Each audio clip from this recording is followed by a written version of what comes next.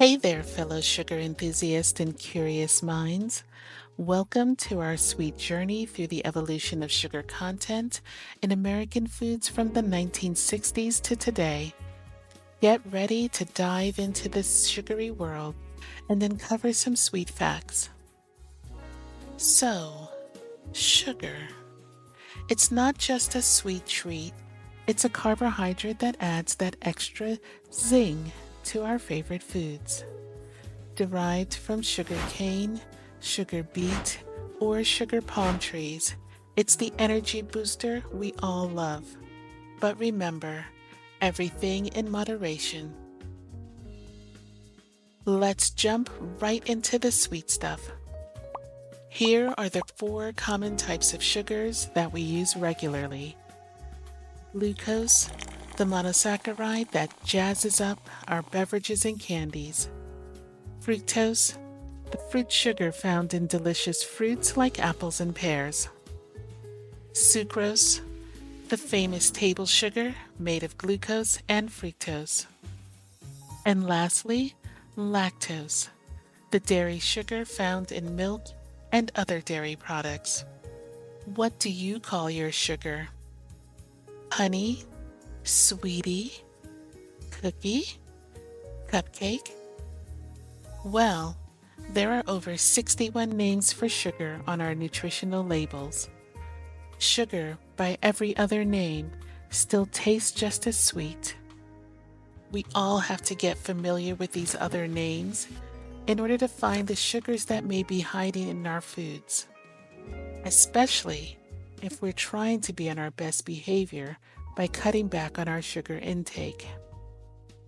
Do you ever wonder how our sugar consumption has evolved over the past 200 years? By every statistic out there, global sugar consumption has risen steadily and is expected to continue to rise. Let's unravel the trends and the sweet and not so sweet impacts on our health. Researchers Stephen Guyenet and Jeremy Landon took a deep dive into old U.S. Department of Commerce and USDA reports on sugar production from 1822 to 2005. And what they found is mind-blowing. So basically, over the last 200 years, our sugar consumption skyrocketed from a little over 6 pounds per person per year in 1822 to a whopping 107 pounds per person per year. And that was back in 1999. Now, let's talk about sugar content. This includes all of those sweet carbs added to our foods, from table sugar to sneaky high fructose corn syrup. Yep, even that seemingly innocent sugar hiding in your healthy granola bar. Flashback to the 1960s.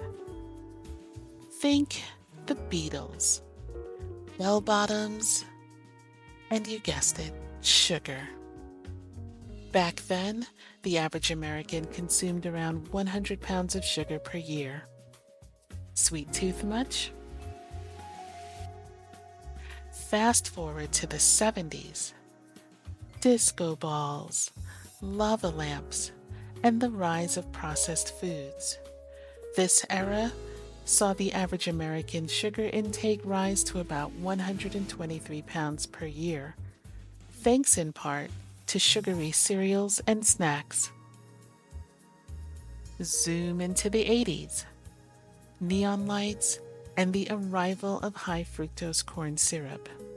This sweetener revolutionized the food industry, leading to a sugar boom in everything from sodas to snacks. By the end of the 80s, our sugar intake was through the roof. The 90s brought us grunge music and FDA alarms about sugar. Dietary guidelines began urging people to cut back, but sugary snacks were still a big hit. Marketing strategies became more aggressive, targeting kids and families.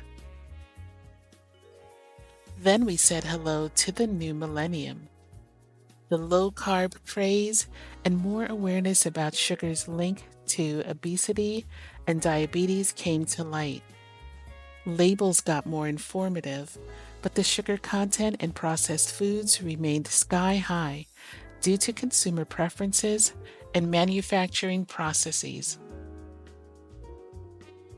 From the 2010s to today, we've seen a push for healthier options and transparency.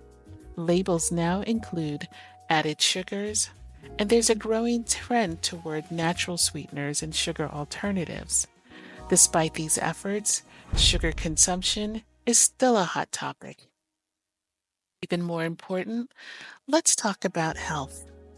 All this sugar isn't just a sweet deal, it comes with serious baggage. Increased sugar intake is linked to rising rates of diabetes, obesity, and heart disease. And it doesn't stop there. Mental and emotional health in children is also affected, with links to hyperactivity and mood swings. The data is clear. Our sweet tooth is costing us our health. Several factors have driven this steady increase in sugar content over the past 60 years. From the evolution of consumer preferences and aggressive marketing strategies, to the introduction of artificial sweeteners and changes in manufacturing processes, these elements have shaped our sugar landscape. High fructose corn syrup, in particular, has been a game changer since its introduction in the 1970s. In the 60s and 70s, the introduction of convenience foods and the rise of the fast food industry started our love affair with sugar. By the 80s, high fructose corn syrup became a cheap alternative to sugar, leading to its widespread use in processed foods.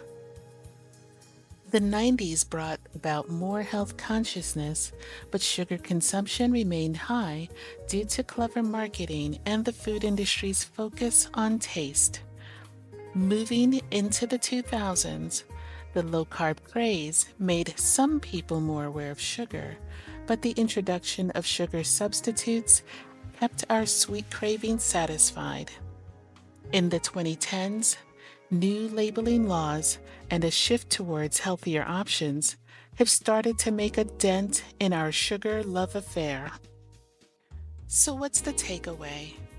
Sugar content in our foods has increased steadily over the past 60 years, influenced by various trends and events. It's also clear that while we love our sweets, we need to be mindful of our intake for our health's sake. If you found this sweet journey interesting, give us a thumbs up and share this video with your friends. And don't forget to subscribe for more fascinating dives into everything and anything that affects our lifestyle. Stay sweet, but not too sweet. See you next time.